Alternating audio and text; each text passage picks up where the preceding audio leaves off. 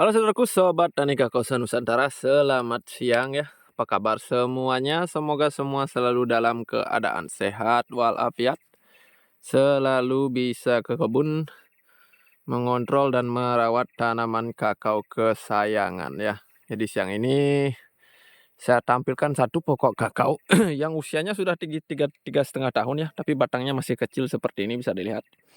Ini pertumbuhannya kerdil, kemudian meninggi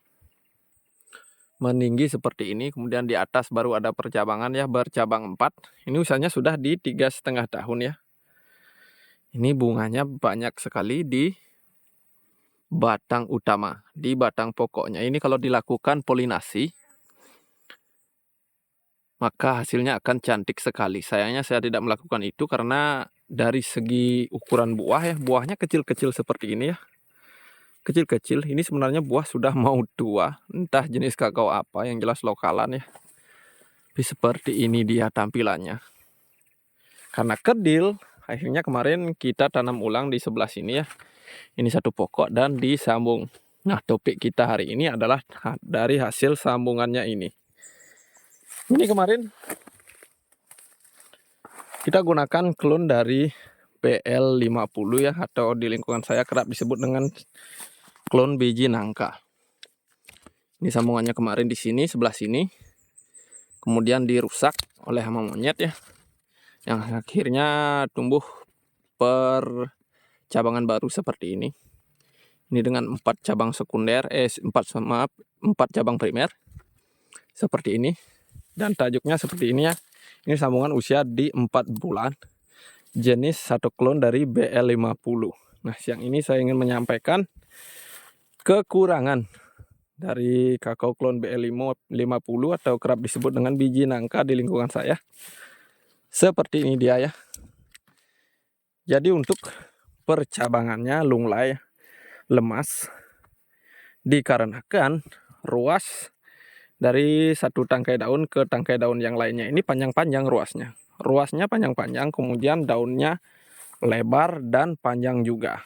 Oleh karena itulah jenis dari BL50 ini untuk percabangannya sangat lunglai ya. Jadi perhatiannya sedikit lebih sebenarnya yang dibutuhkan daripada jenis kakao yang lain, misalnya dari kakao 45 ya, yang percabangannya lebih kokoh, lebih tegak dia. Sementara ini BL50 sangat lunglai, bisa dilihat seperti ini. Ini ruas dari satu tangkai daun ke tangkai daun yang lain sangat jauh-jauh. Ini bisa sampai 5 cm ya. Ruasnya di sini sampai 5 cm per satu ruasnya. Jadi oleh karena itulah dia lunglai. Jadi perawatannya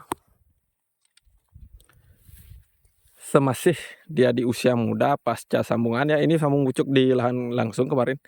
Kita harus selalu melakukan pemotesan ya. Kita harus selalu melakukan potes pucuk supaya nanti percabangannya ini, cabang-cabang sekundernya ini lebih cepat keras, lebih cepat kokoh ya. Sembari akhirnya nanti dia menumbuhkan tunas-tunas baru. Jadi seperti ini bisa dilihat sudah lunglai seperti ini. Kemudian yang ini juga sudah lunglai. Ini kalau dibiarkan seperti ini, nantinya tumbuh tunas-tunas baru di ketiak daun, maka dia akan semakin ke bawah seperti ini ya. Jadi perawatannya harus sering-sering dilakukan pemangkasan sampai dia berproduksi nanti ya, harus sering-sering dilakukan pemangkasan, terutama potes-potes pucuknya saja ya, seperti itu. Dan saat ini juga kita akan lakukan pemangkasan seperti ini. Sisakan beberapa daun saja yang berada di bawah seperti ini, potes-potes pucuknya, supaya dia tidak terlanjur lunglai. Bisa dilihat seperti ini, cabangnya rebah dia. Kita potes saja pucuknya.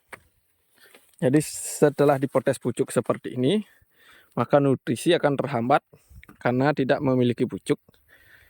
Dengan keterhambatan nutrisi itu, maka batang ini akan terakumulasi oleh nutrisi yang bisa kita asumsikan batang ini akan lebih cepat keras, lebih cepat tua, sembari dia akan menumbuhkan tunas-tunas baru di setiap ketiak daunnya seperti ini. Jadi harus sering-sering dipotes pucuk ya. Itu salah satu kelemahan dari kakao BL50.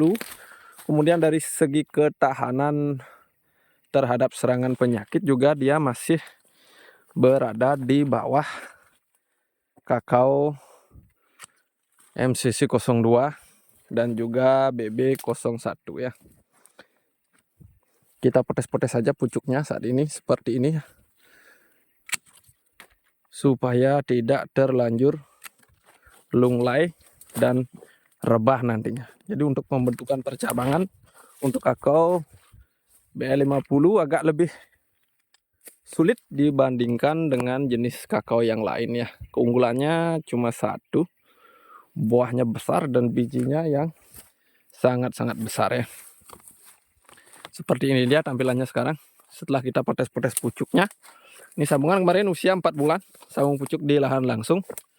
Dan ini percabangan yang kedua ya, karena yang kemarin tumbuh pertama dirusak oleh hama monyet, kemudian tumbuh tunas baru yang menjadi percabangan utamanya sekarang. Ini ada 4, 1, 2, 3, 4 cabang primer yang diikuti dengan cabang-cabang sekunder yang sudah lunglai seperti ini.